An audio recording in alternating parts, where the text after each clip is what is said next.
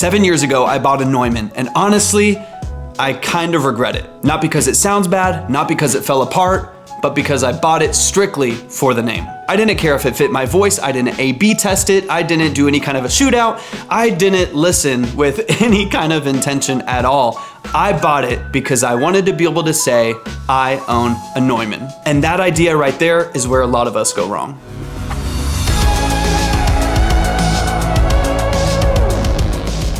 What's up, y'all? My name's Torvik. I'm a full-time audio engineer and producer. I'm also an artist, but at the core of it, I am someone who has spent far too much time obsessing over gear instead of the music. But now I know better. Today I want to talk about the Neumann TLM102, why I bought it, and what it's taught me not only about microphones, but also about my own mindset as an engineer and producer. And if you've ever been tempted to buy gear just for the clout, this video might save you hundreds, if not thousands of dollars. Before we get any deeper into the video, if you like content like this, don't forget to like and subscribe. It really does help with the YouTube algorithm and with pushing this content to more creatives that would find it insightful and hopefully beneficial to their journey. So here's the setup. I had been using for years the MXL 770. It's entry level, budget friendly, a little noisy, but honestly, it worked. But in those earlier stages of my career, I was hungry for that next level. I wanted to feel like a real producer, like a real engineer. I'm kind of a big deal.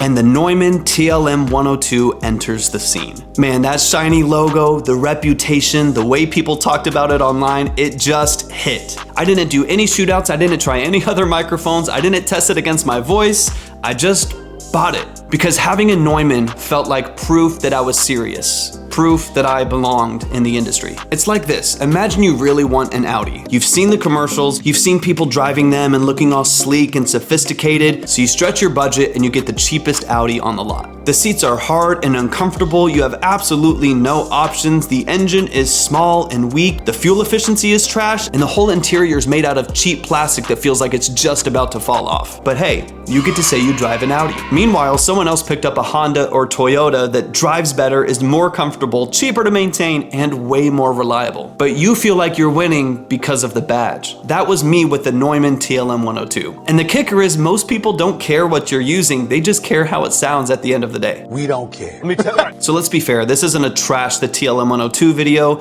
It's a decent microphone. It's bright, it's clean, it handles transients well, but it's not special. It's not something I currently reach for if I want something flattering for a vocal. It's more like sterile and safe. And for the price, I think it's pretty overpriced. There are so many mics that we have access to now, like this one, this one, this one, this one, that in my opinion offer a lot more and bring a lot more to the table for close to the same price, if not a bit less. And this goes beyond the TLM102. The TLM103, man, it's even brighter. It's got this like brittle edge to it. And I've heard that same character and sharpness in so many mixes. And this might be a hot take, but the U87 AI, look, it's a legend, it has its place, but $3,700 for that? Damn.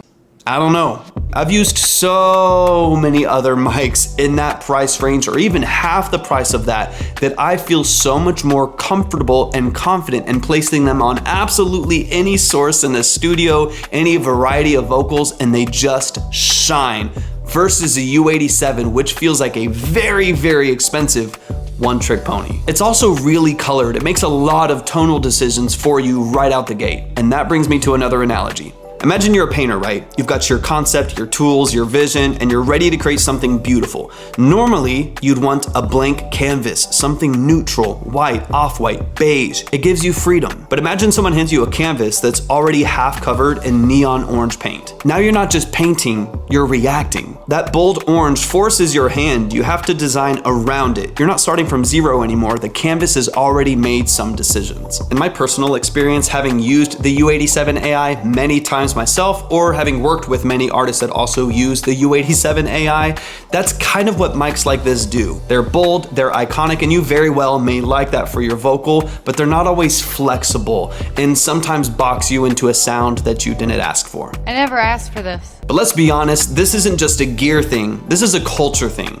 The gear flex is real. We've all seen the Instagram setups with racks of analog gear and $5,000 mics, and it's easy to feel like you're less than if you're using a $200 interface and a $300 mic, or even less. But here's the honest truth. Owning a Neumann doesn't make your music better. Far from it. Learning the nuances of your source, whatever it may be, and learning to track well, learning to mix and write and arrange well, those make the biggest difference in your sound. Better gear is just the cherry on top of those foundational elements. I know people with $50,000 worth of gear that still can't get clean vocal takes because they don't understand gain staging and mic placement. And I know people that are absolutely crushing it with a Scarlett or a Volt with an AT2020. Now, since I got the 102, I have bought other Neumann microphones that I love and adore, especially their tube microphones, which is what I use now. They are phenomenal sounding. They're so warm and so beautifully balanced. I can't say enough about them. Neumann is fantastic, but if I were to go back in time,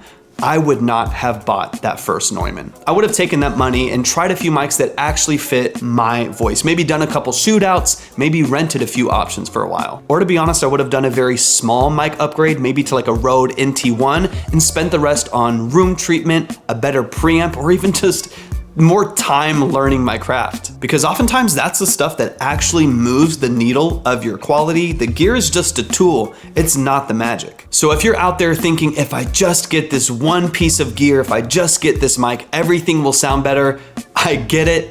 I've been there, but don't let the name convince you that it's the answer. Find the gear that works the best for you and the capacity that you have and push it to its limits. And once you feel like your skills are surpassing the limitations of the gear that you have, it might be time to upgrade. And remember this, your listeners aren't engineers. They don't care what mic you used. They don't care what $5,000 compressor you had on your vocal. They only care that you made them feel something with your music. That's all that really matters. I would love to hear your thoughts. What mic do you love? What gear have you regretted buying? Drop it in the comments, hit the like button and subscribe if you haven't already. If you enjoy stuff like this, if you want more conversations around the industry, music mindsets, gear honesty, stuff like that, production engineering, then definitely stick around. I think this will be a good channel for you. And I hope to see all of y'all very, very soon.